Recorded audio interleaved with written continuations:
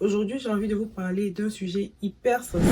C'est ma relation avec la nourriture. Je pense que c'est la première fois que je vais en parler aussi ouvertement parce que je me dis peut-être que quelqu'un a besoin d'entendre ça, peut-être que toi qui regardes, tu as besoin d'entendre ce que je suis en train de dire. Si ça peut aider qu'une personne, je serais ravie de partager mon parcours avec l'alimentation. Je vais vous partager un peu comment je vois maintenant ma relation avec la nourriture. En fait, pendant longtemps, pour moi, la nourriture a toujours été une manière de me réconforter. Ça a toujours été une manière d'éviter le stress.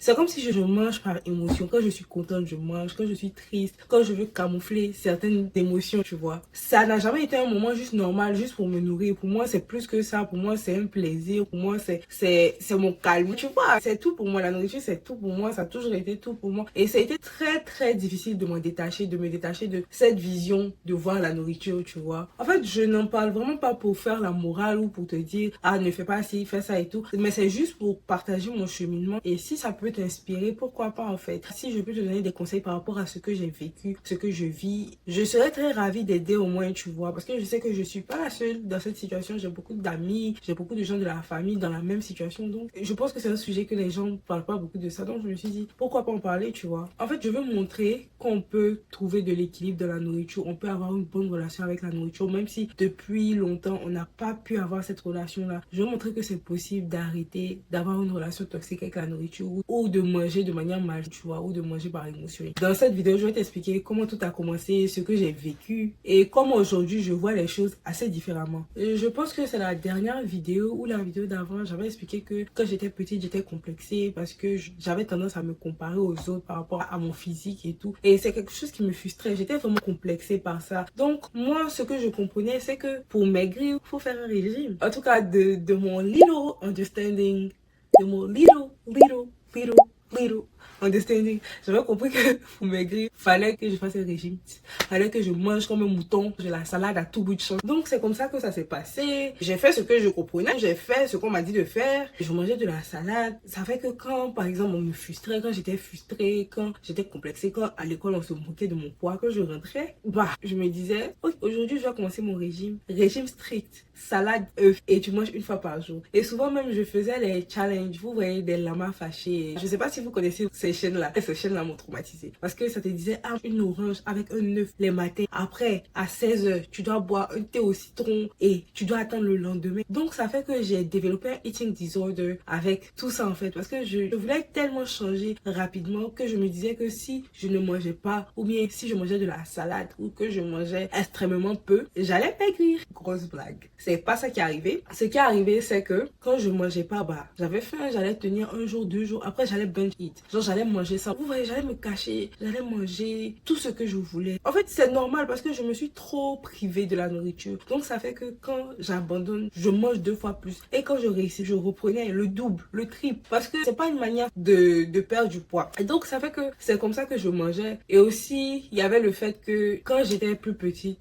genre vraiment, vraiment plus petite, quand je me souviens, je vivais avec mes grands-parents et mes parents, mais c'est mes grands-parents qui m'ont principalement élevé, quoi. Et on était dans une famille où il y avait du monde, dans la maison il y avait du monde, tout ça. Et quand on faisait les repas, c'était en mode, on servait de très très grandes quantités. Dans notre maison, il n'y a jamais la nourriture qui manque. Et si tu te resserres pas, c'est un peu une forme d'impolitesse. Ou bien si tu manges pas, c'est un peu une forme d'impolitesse. Donc moi, pour ne pas frustrer l'enfant modèle que je suis, j'étais en mode, je vais manger pour faire plaisir. Donc ça aussi, c'était un des aspects qui a fait que j'ai une mauvaise relation avec la nourriture. Parce que c'est pas comme si je mangeais quand j'avais faim. Je mangeais pas quand j'avais pas faim. Je mangeais parce qu'il fallait manger. Et quand il fallait manger, il fallait finir son assiette. Ça a toujours été comme ça en Afrique. Faut finir ton assiette, faut finir ton assiette. Mais on te sert des grandes quantités. Donc tu vas manger des grandes quantités, ton estomac va s'expandre. Genre ton estomac va grossir, ce qui est normal et tout. Donc ça fait que grande quantité sur grande quantité, pour moi ça devenait normal. Et voilà. Donc ça fait que j'ai continué comme ça. J'avais une mauvaise relation avec la nourriture. Je mangeais quelque temps. Après, je ne mangeais pas. Après, je mangeais le double. C'est comme ça que ça a toujours été. Et c'était la normale. Sur le coup, j'allais jamais me dire que je mangeais des grandes quantités. Et ça a toujours été beaucoup de féculents et un peu de protéines. Ça a toujours été comme ça. Donc, c'est un peu comme ça ça que j'ai grandi. Pour moi, c'était ça la manière la plus normale de manger. Donc, tout ce temps-là s'est écoulé. J'ai pris beaucoup de points en passant avec, voilà, l'adolescence, avec les trucs, les problèmes de binge eating. Parce que c'était un cycle éternel. Je partais au sport. Sur ma vidéo sur le sport, j'ai expliqué ça. Je partais au sport, je me tuais au cardio 3 heures, 4 heures par jour. Après l'école, je rentre, j'ai faim. Donc, qu'est-ce que je fais? Je vais au sport le lendemain. J'ai bu 200 calories au sport. Je viens manger 1000 calories. Donc, c'est un peu comme ça. En ce moment, je connaissais même pas c'était quoi les calories. Franchement, pour moi, tu manges de la salade. Voilà, tu manges pas, tu maigris, quoi. Une fois par jour, tu maigris, tu vois. Et du temps s'est écoulé. Voilà, j'étais toujours dans mon yo-yo effect. Je perdais, je gagnais. Je continuais à manger par mes émotions. Je mangeais beaucoup de sucre. Jusqu'à ce que je vienne aux États-Unis. Et quand je suis venue, c'est là que je me suis dit, ah, il faut que je reprenne le contrôle. Je suis seule maintenant. C'est pas pour dire qu'il y a quelqu'un qui va mettre la nourriture dans ma bouche. C'est pas pour dire qu'il y a quelqu'un qui va cuisiner. C'est moi-même, je fais tout. Donc, je suis responsable un peu de ce que je mets dans ma maison et ce que je mets dans mon ventre.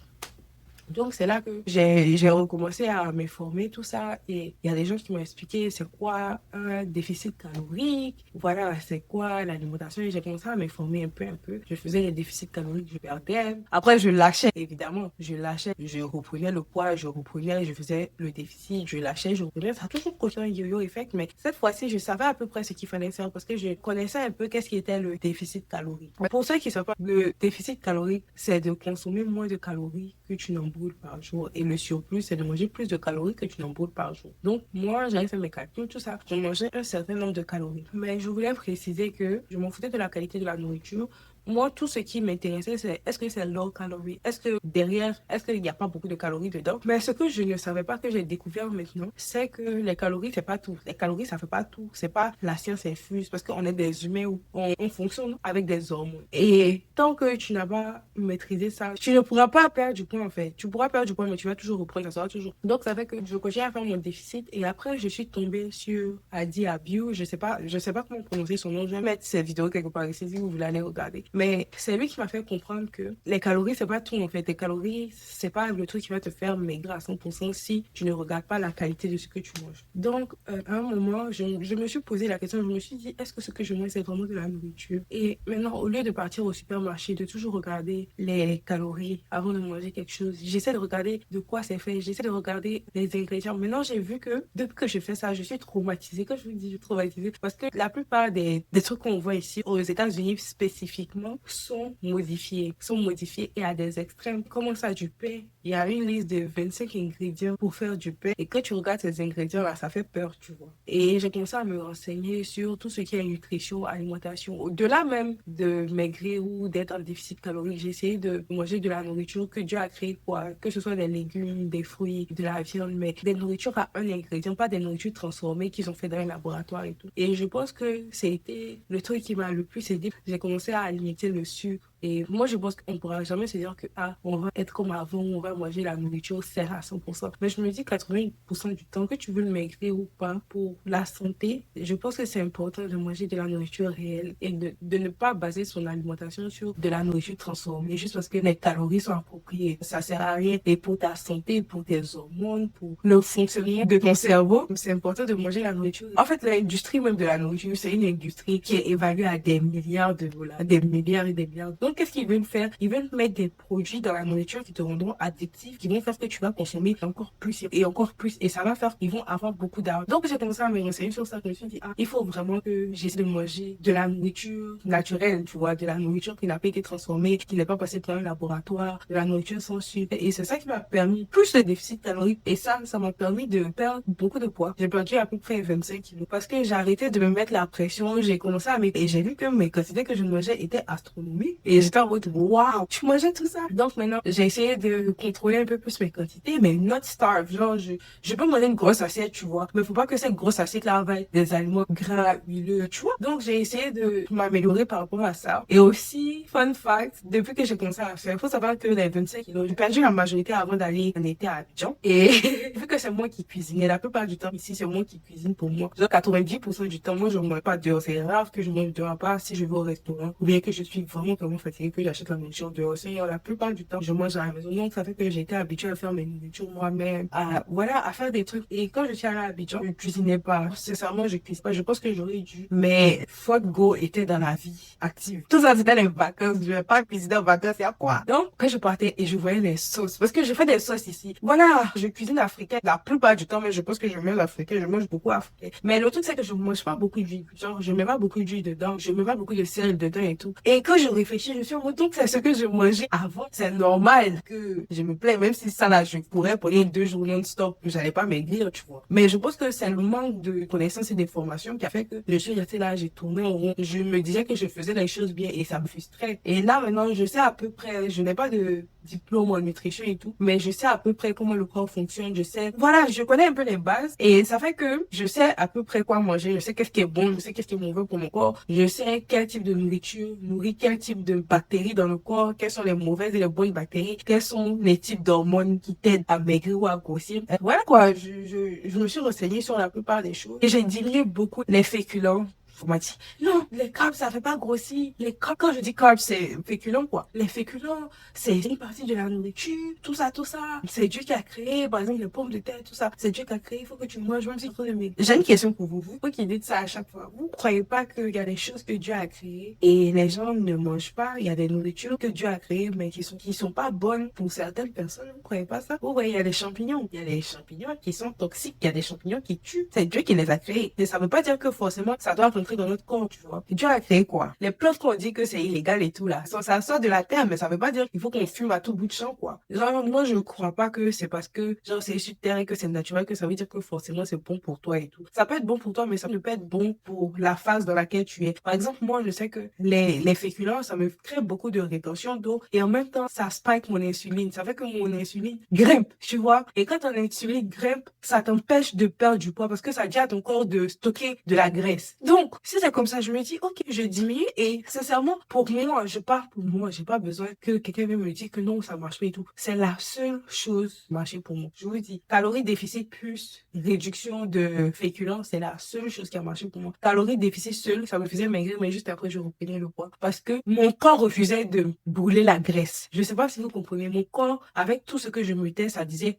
faut stocker la graisse. Donc, même si je faisais le calories déficit, je ne perdais pas autant que quand j'ai arrêté, vous voyez, quand j'ai diminué. Je dis pas que j'ai arrêté parce que je mange toujours des fruits, les légumes, il y a toujours des féculents dedans. Mais je veux dire les féculents purs, là. J'ai vraiment diminué. Que ce soit naturel ou industriel, j'ai diminué, j'ai essayé de diminuer les aliments transformés parce que comme j'ai dit, il y a des produits dedans qui font grimper ton insuline, quoi. Donc tout ça, j'ai diminué. Et j'espère que, en tout cas, ça pourra aider quelqu'un qui essaie de maigrir depuis longtemps ou bien qui cherche des informations par rapport à la nourriture et tout. Mais en tout cas, moi, ça a été mon personnel. Et puis, à la fin de la journée, ça m'a donné beaucoup d'énergie, ça m'a donné une vision claire parce que je me dis que, comme j'ai dit dans l'autre vidéo encore, je fais pas ça pour moi maintenant là, mais je fais ça pour mes futurs enfants. Je veux que mes futurs enfants aient un modèle. Je veux être le modèle. Je veux pas être le genre de parents qui dit que ses enfants n'ont qu'à faire des trucs mais qui donnent pas l'exemple. Donc, je veux commencer par être l'exemple moi-même et être la meilleure version de moi-même. Quand je serai plus âgée, je vais pas me dire que je regrette que j'ai eu le diabète et tout. Parce que le diabète est dans ma famille et tout. Et je sais que j'ai beaucoup de risques d'avoir le diabète. Mais tant que je suis une alimentation quand même saine, au moins à 80%, et que je bouge mon corps, je sais qu'il y a beaucoup de chances pour que j'évite parce que la génétique ne fait pas tout. Heureusement, ça joue un rôle, mais si tu provoques pas, Inch'Allah, ça va pas arriver. Donc, je me bats pour être en santé plus tard. Je veux pas avoir beaucoup de maladies parce qu'on dit que la nourriture est un médicament. Donc, avant de chercher des millions et des millions de médicaments et tout, regarde déjà ton alimentation, regarde comment tu nourris ton corps. Je me dis, le corps, c'est quelque chose qui est censé nous accompagner toute notre vie. On doit prendre soin de ça. Genre, souvent, je suis là, je mange mal. Parce que ça arrive toujours, il y a toujours des jours. Quand j'ai mal, quand je me sens super mal, je me réfugie dans la nourriture. Et souvent, quand je fais ça, je me dis, mais pourquoi en fait, à quoi bon? Je suis en train de mettre mon corps dans des situations que je vais regretter plus tard. Je vais avoir mal au ventre. Je suis en train de manquer de respect à mon corps, quoi. Et après, mon corps n'est pas une poubelle. Parce que avant, quand il y avait quelque chose au frigo, disons que j'ai acheté un gâteau, bien, on m'a donné un gâteau gâteau, quelque chose que je suis pas censée manger, quand je veux manger une part et tout, je me dis, il faut que je mange tout. Genre, je suis pas à l'aise. Franchement, je suis pas à l'aise quand il y a quelque chose de mauvais dans la maison. Et puis, je suis là, il faut que je finisse. Parce que je me dis, si ça finit, moi, ça sera plus là. Par exemple, j'achète un paquet de biscuits. Je peux pas manger genre 2. Et puis après, je vais manger 3. Je mange tout, je finis. Et puis, je me dis, ok, comme c'est fini, j'achète plus. Mais il faut se dire que ton corps n'est pas une poubelle. Tu vois, il faut qu'on se dise que notre corps n'est pas des poubelles. Et si vous vivez seul, en tout cas, ou voilà, vous faites vous-même vos courses, essayez de ne pas ramener à la maison des choses qui vous trigger, des choses que vous savez que si vous mangez, ça va vous faire vous sentir mal. Essayez de ne pas ramener ça à la maison. Moi, j'ai une règle, je n'emmène pas de nourriture qui me trigger à la maison. Donc, si je veux enjoy la nourriture, si genre, je veux profiter de la nourriture, ou bien j'ai envie que je crée quelque chose, je vais dehors, je mange, et puis je rentre. Mais je vais pas, par exemple, aller au supermarché et puis acheter beaucoup de biscuits, beaucoup de trucs. À part que je m'énerve, parce que souvent je suis là, j'ai envie de quand même de prendre des trucs moins caloriques que les glaces normales. J'essaie de faire des gâteaux, des trucs comme ça par moi-même. Donc, ça m'aide beaucoup, quoi. Ça m'aide beaucoup. Donc, essayez d'avoir cette loi-là si c'est quelque chose qui vous fatigue et vous n'arrivez pas à avoir la nourriture et puis dépasser. Cette vidéo est en train d'être longue. Je pense que peut-être je vais faire une partie 2 parce que il y a plein de choses sur la nourriture que je n'ai pas dit. Mais en tout cas, j'espère que cette vidéo va vous aider. Le partage de mon expérience va vous aider tout simplement à faire des meilleures décisions par rapport à votre alimentation. Et puis, si vous êtes dans une perte de poids, s'il vous plaît, mettez ça en commentaire. Là, on va se donner des conseils parce qu'on a besoin d'être une communauté qui se soutient. Voilà, on se dit à la semaine prochaine pour une autre vidéo. Je vous aime beaucoup, beaucoup, beaucoup. Et merci d'avoir regardé cette vidéo jusqu'à la fin, vraiment du fond du cœur. Merci énormément. Bisous.